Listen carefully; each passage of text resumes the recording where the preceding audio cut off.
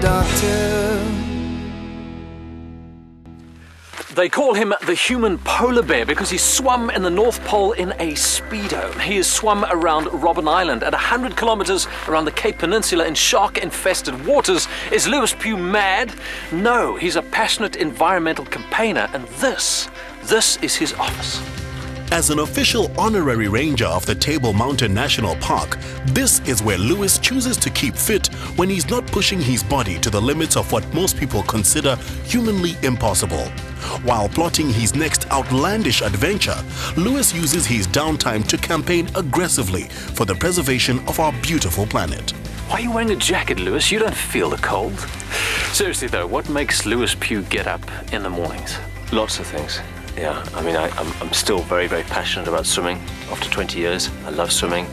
Now I'm more of an environmental campaigner, so I'm trying to dovetail the two. Swimming in places around the world where I can tell an environmental story.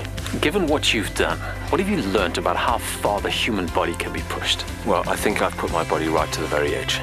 I mean, I did a swim across the North Pole. The water is minus 1.7. I mean, just to put that in perspective, Clifton on a really, really bad day will be 12 degrees.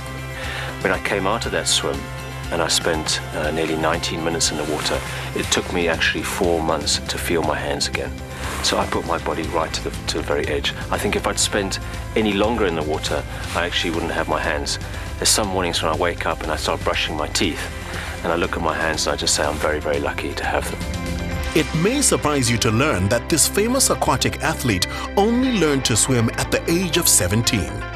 Now, you don't tackle a 1 kilometer North Pole swim in one go. You do it in bite-sized chunks. We had 29 people in the team and they came from 10 nations. So we put one of their flags at every 100 meters.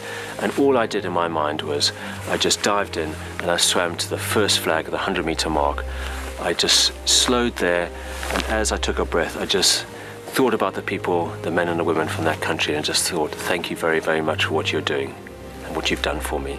And then I've done that, and now I'm just going to swim another 100 meters.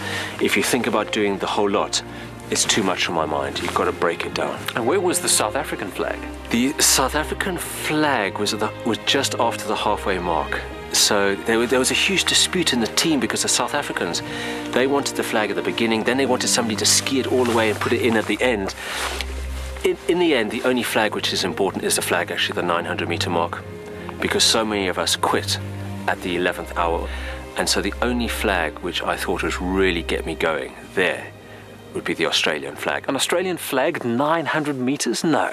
Very, very simple. There's no ways on this earth I will ever give up in front of an Australian flag. So we put that at the 900-meter mark, and I knew that if I got to the 900-meter mark, the swim would be in the bag. Simple. What did your right-hand man say to you standing at the edge of the ice?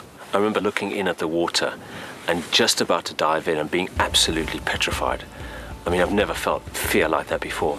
And I remember thinking to myself, okay, should I go for the full kilometer, or should I, tell the crew, get me out after 500 meters if I'm struggling? And I told this to my coach, and he said, Lewis, don't ever dive into the water preparing to swim a kilometer, but also thinking about the possibility of getting out after just 500 meters, because then, Lewis, you're going to be confusing your subconscious, because then you'll be preparing for victory and defeat at the same time.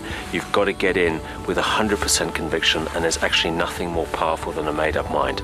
With that determination, Lewis went on to realize his goal and has since pioneered more swims around famous landmarks than any other swimmer in history. Having been through that experience, Lewis, what have you learnt and what do you pass on to others when you tell your story? I think there are very, very few things which are impossible to achieve, but it is about putting some essential core elements in place.